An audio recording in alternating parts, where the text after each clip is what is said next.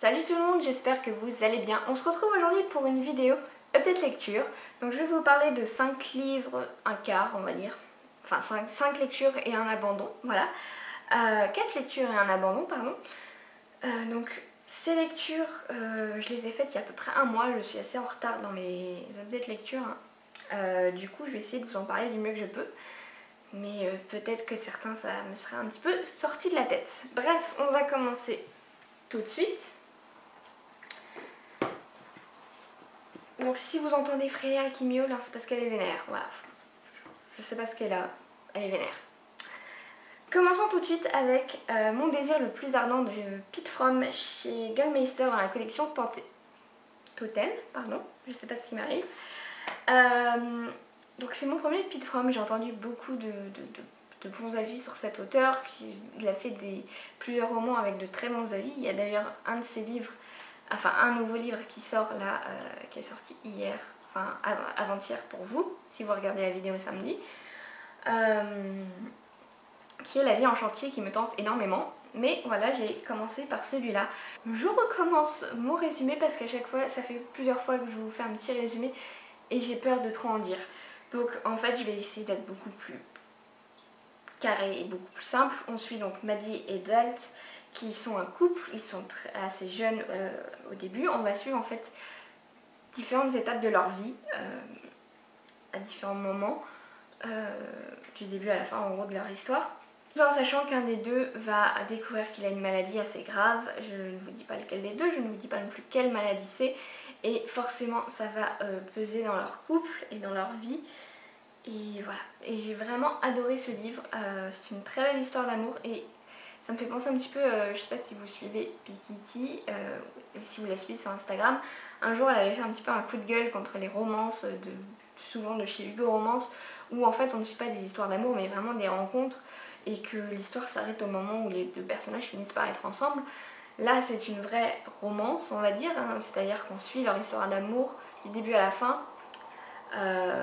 Mais c'est pas qu'une romance, hein, c'est quand même aussi pas mal du nature writing puisque tous les deux au début ils sont guides de rivière, donc voilà, ils sont sur les rivières, hein, comme voilà, on peut le voir sur la couverture, même si après ils vont faire d'autres métiers, mais vraiment voilà, ils aiment la nature, ils aiment les rivières, voilà, la rivière c'est vraiment quelque chose d'important pour eux.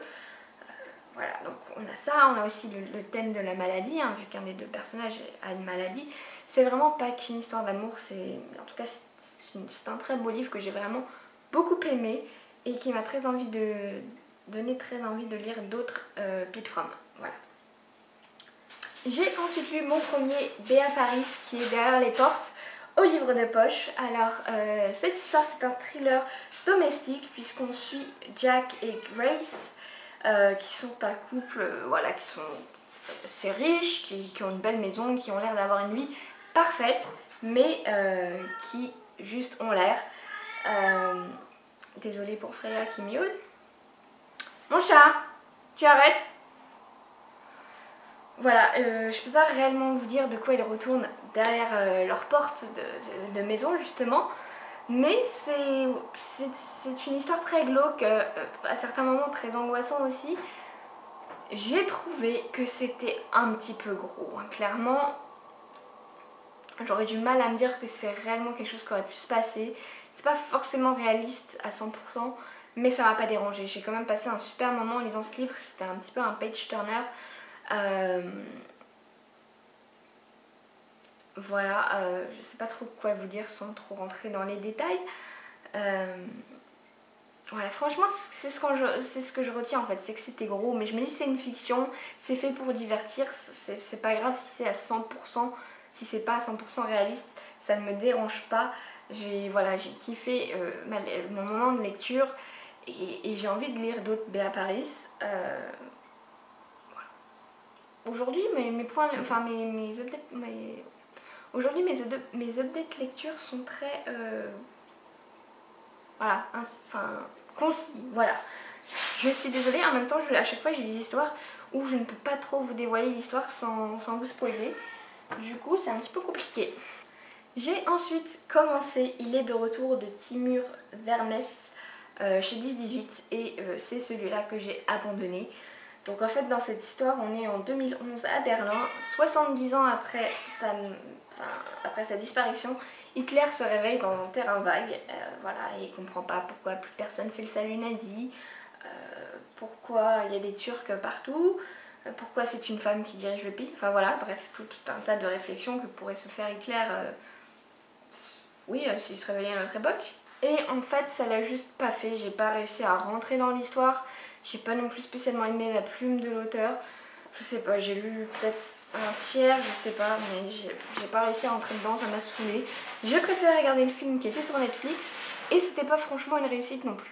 Voilà, donc pour l'instant je le garde parce que je me dis que peut-être à un moment ou un autre où je serais peut-être plus amène de le lire, peut-être que je le lirai, mais enfin voilà. En tout cas sur le moment où je l'ai lu, là au mois d'août, ça allait pas. J'ai ensuite lu Le secret le plus sombre de Carla Buckley aux éditions Charleston Noir, qui est un sacré livre, il est bien épais, c'est écrit assez petit, voilà, mais bon. Donc dans cette histoire on suit la famille Lattimore avec Eve la mère, David le père, Melissa l'ado qui est au lycée et Tyler qui est un enfant de la lune, donc je ne sais plus exactement quel est le nom de la maladie en vrai. Désolée pour les bruits, c'est Freya qui, comme je vous l'ai dit, elle est vénère et du coup, vu que j'ai changé sa litière et que ça lui plaît pas, elle est en train de la retourner.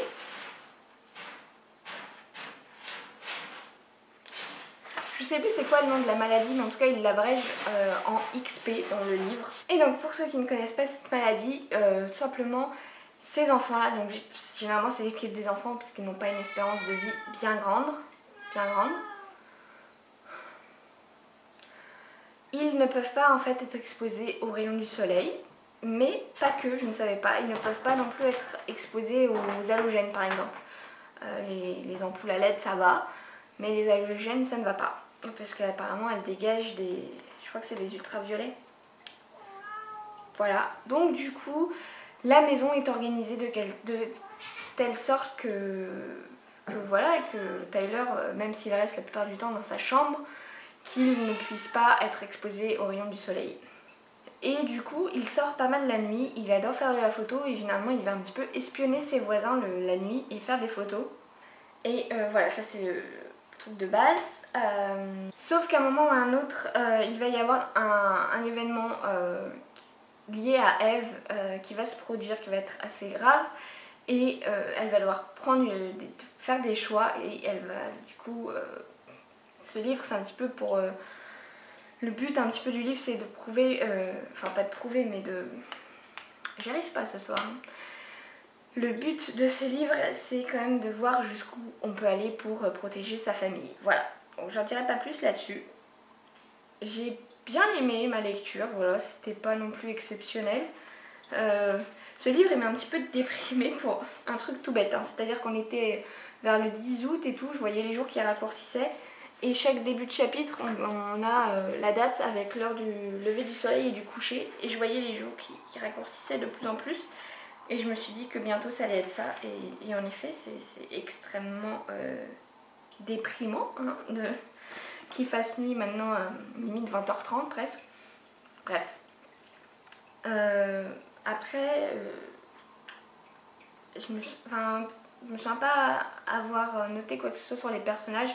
Je me suis pas spécialement attachée à eux, hein, par contre. Voilà, si à la limite j'ai bien aimé la psychologie de la mère, puisqu'on est vraiment... Voilà, c'est elle qui c'est pas le personnage principal, mais quand même, c'est elle qui est au centre de ce qui se passe. Voilà, j'ai bien aimé aussi Tyler, donc l'enfant malade. Après, j'ai beaucoup aimé tout ce qui était autour de la maladie de Tyler, puisque c'est une maladie assez rare et ça m'intéresse un petit peu de savoir d'où ça peut venir, est-ce que ça peut se soigner, comment font pour vivre les gens quand ils ont un enfant comme ça, parce que je me dis, on sait jamais, ça peut arriver, hein, c'est génétique. Voilà, sachant qu'il faut les deux allèles pour que la maladie se déclare, donc n'importe qui peut très bien avoir un allèle et se mettre avec quelqu'un qui a l'autre allèle et puis bam, l'enfant est malade. Enfin voilà, ça peut arriver à n'importe qui, même si c'est extrêmement rare. Et c'est vrai que ça doit être une vie assez compliquée, hein. Enfin, je vois, ils peuvent pas faire grand chose, les pauvres. Leur maison est toujours un petit peu plongée dans le noir, même si s'il ne sort pas de sa chambre en journée, il peut pas aller en cours, enfin, c'est compliqué. Mais c'était assez intéressant cette partie-là, cet aspect-là en tout cas du livre. J'ai ensuite lu un livre sur ma Kindle qui est Le bûcher de Moorea de Patrice Guirao dans la collection La Bête Noire de Robert Laffont. Donc là c'est une histoire qui se passe en Polynésie, donc c'est surtout ça qui m'a attirée, hein, surtout que ma tante venait de revenir de Tahiti, je venais d'avoir ma petite perle. J'avais envie de lire, voilà, j'ai eu envie de le lire à ce moment-là. Donc en fait, je vais essayer de me souvenir de l'histoire, et en tout cas les noms, je suis pas bien sûre de m'en souvenir parce que j'ai pas le résumé devant moi, je peux pas feuilleter le livre. Donc en fait, on a la scène d'introduction, on a un petit peu massacre. Franchement, je sais pas si c'était un prologue ou le premier chapitre, je ne sais plus, mais c'était ultra gore et quand j'ai commencé, je me suis dit ah ouais quand même. Et puis comme j'avais vu beaucoup de mauvais avis, à part sur Instagram, on a toujours un petit peu certaines personnes qui aiment bien flatter l'ego des maisons d'édition. Du coup, sur Instagram, j'ai surtout vu des trucs positifs. C'est plus sur Livre Addict, il avait une mauvaise note et pas forcément des très bons avis. Mais bon, bref, c'est pour ça j'avais envie de me faire mon propre avis. J'avais envie de le lire parce que ça se passait en Polynésie. Donc je me suis lancée. Donc comme je vous disais, le premier chapitre ou le prologue, je ne sais plus, c'était extrêmement gore. Donc on a des gens qui se trimballent, des bouts de gens pour aller les mettre sur un bûcher et les brûler. Voilà. Donc au début je me suis dit ah ouais, quand même. Et après on va suivre principalement Lilith, qui est une jeune photographe qui travaille pour un journal, voilà, qui vit avec une femme, je sais pas si elles sont juste amies ou pas parce que Lilith est bi, mais je sais pas si cette personne-là, cette amie-là, si elles sont juste amies ou plus, je sais pas si c'est moi qui n'ai pas compris ou si ça n'a pas été développé dans le livre. Je ne sais plus comment elle s'appelle, en plus elle a un vrai nom polynésien, donc désolée mais je ne me rappelle pas, qui elle est journaliste aussi dans le même journal. Et en fait, elles vont, à la base, elles doivent aller suivre un espèce de festival, sauf qu'elles vont entendre parler de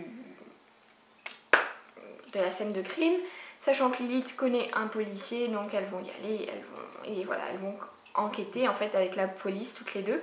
En parallèle, on suit un homme en France qui est un tueur, voilà, je vous en dis pas plus, qui est un petit peu chelou, voilà. Si vous lisez le livre, vous verrez pourquoi. Et évidemment, à un moment ou à l'autre, les deux histoires vont se regrouper. Franchement, j'ai vraiment adoré. En fait, je pensais pas. J'avais vu tellement de mauvais avis que je pensais ne pas aimer. J'ai vraiment kiffé. C'était vraiment un page turner. Et ce que j'ai trouvé assez intéressant, c'est qu'il y a vraiment une fracture entre les scènes un petit peu gore et les scènes de beauté de la découverte de l'île et de la culture polynésienne. Voilà, c'est vraiment. Il y a deux. Vous voyez, il y a deux trucs qui se fracassent un petit peu et ça fait un tout vraiment sympathique, vraiment que j'ai vraiment beaucoup aimé. Après, le seul problème, vu que j'ai lu sur ma Kindle, en fait il y a beaucoup de mots et d'expressions polynésiennes qui sont regroupés dans un glossaire à la fin. Sauf que sur une liseuse, ce n'est pas possible de tout le temps faire... Enfin moi je peux pas, j'ai pas envie, je préfère rester à faire les pages les unes à la suite des autres. Du coup, j'ai jamais été voir dans le glossaire, des fois j'allais voir sur internet, mais je trouvais pas forcément tout. C'était un peu compliqué pour certains trucs. Mais franchement, j'ai vraiment passé un super moment. J'ai vu qu'il allait y avoir une suite, donc je pense que je serai la première à lire la suite. J'ai vraiment passé un super moment en Polynésie avec Lilith et avec tous les autres personnages. Voilà, donc je vous recommande chaudement cette lecture. Voilà tout le monde, c'était tout pour cette update lecture. Je suis désolée, il a été assez concis et simple, mais j'ai fait pas mal de lectures où je pouvais pas trop vous en dire et surtout où j'avais un petit peu commencé à oublier, hein, vu que ça fait un petit mois. Je vais essayer de filmer les autres, j'en ai deux autres je pense à filmer, je vais essayer de les filmer assez rapidement, même si vous les avez pas tout de suite, pour éviter que ça me sorte trop de la tête. Voilà, je vous laisse et on se retrouve très bientôt pour une prochaine vidéo. Salut!